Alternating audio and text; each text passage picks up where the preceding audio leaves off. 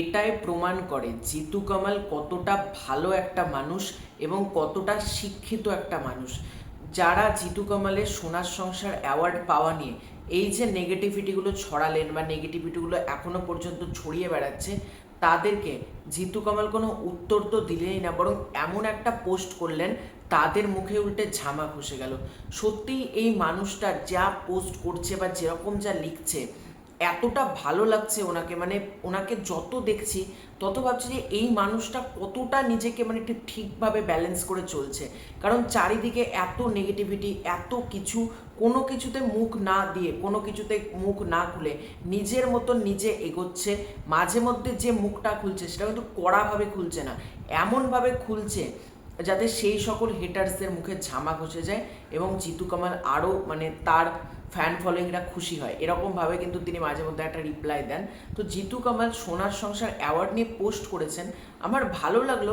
তিনি চাইলে শুধুমাত্র নিজের ব্যাপারে পোস্ট করতে পারতেন, তিনি টেকনিশিয়ান থেকে শুরু করে কলাকুশলী প্রত্যেকের ব্যাপারে এত সুন্দর একটা পোস্ট করেছেন।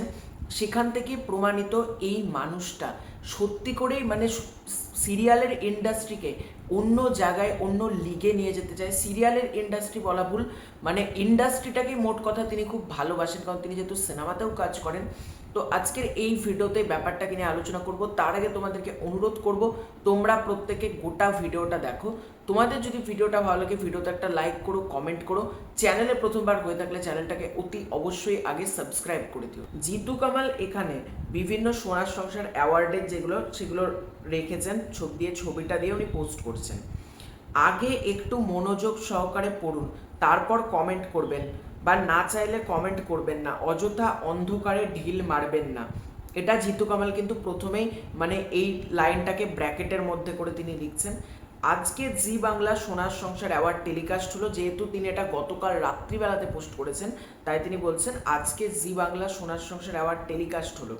যারা অ্যাওয়ার্ড পেলেন তাদের প্রত্যেককে অনেক অভিনন্দন, যারা পেলেন না তারা নিশ্চয়ই সামনের বছর বা তারপরে রেকগনাইজেশন পাবেনই, কারণ আমরা সবাই বেস্ট বেস্ট বেস্ট। এই যে যারা অ্যাওয়ার্ড পায়নি তাদেরকেও তো তিনি বলতে পারতেন বা তাদের কথা নাও লিখতে পারতেন, কিন্তু তারাও বেস্ট, মানে প্রত্যেকেই যে সমান, কখনো আমি পাচ্ছি কখনো তুমি পাবে, এই যে এই ভাবনাটা, এটাই একটা অভিনেতা বা একটা স্টারকে অন্য লিগে নিয়ে চলে যায়, এটা তিনি লিখছেন। কিন্তু আজকে আর একটা অ্যাওয়ার্ড শো অনুষ্ঠিত হয়েছে, অনেক অনেক ধন্যবাদ জি বাংলাকে। আজকে প্রজেক্টের মা বাবাদের অ্যাওয়ার্ড দেওয়া হয়েছে, আজকে টেকনিশিয়ানদের অ্যাওয়ার্ড দেওয়া হয়েছে, নিশ্চয়ই এটাও টেলিকাস্ট হবে। কিন্তু সব থেকে মজার ব্যাপার, যারা ক্যামেরার পেছনে থেকে আমাদের সব সময় এগিয়ে দেন, আমাদের অজস্র ভুলকে সুন্দর করে সাজিয়ে গুছিয়ে তোলেন, যখন প্রচণ্ড পিপাসা পায় জলটা না চাইতেও এগিয়ে দেন, টেনশনের সিনগুলোর সময় এলোমেলো চুলটাকে নিঃশব্দে ঠিক করে দিয়ে যান যারা, এসএসআর চরিত্র, এটা ভুল বললাম, এএসআর চরিত্রকে প্রত্যেক দিন যারা রূপদান করেন নিজেদের কলমের মাধ্যমে, মিনিংলেস সিনকেও শুধুমাত্র ব্যাকগ্রাউন্ড মিউজিক দিয়ে যারা আরও বেশি মনোযোগী করে তোলেন, চ্যাপ্টা মুখগুলোকে নিজেদের হাতের জাদুতে টিকলো করে তোলেন যারা, আজ তাদের সম্মানিত করলো জি বাংলা।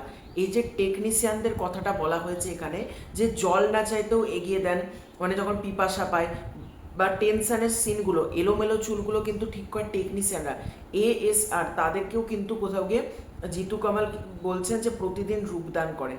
বিভিন্ন প্রজেক্টের বিভিন্ন টেকনিশিয়ানরা বিভিন্ন অ্যাওয়ার্ড পেয়েছেন, অভিনন্দন আর প্রণাম, আপনাদের ছাড়া আমরা অসহায়।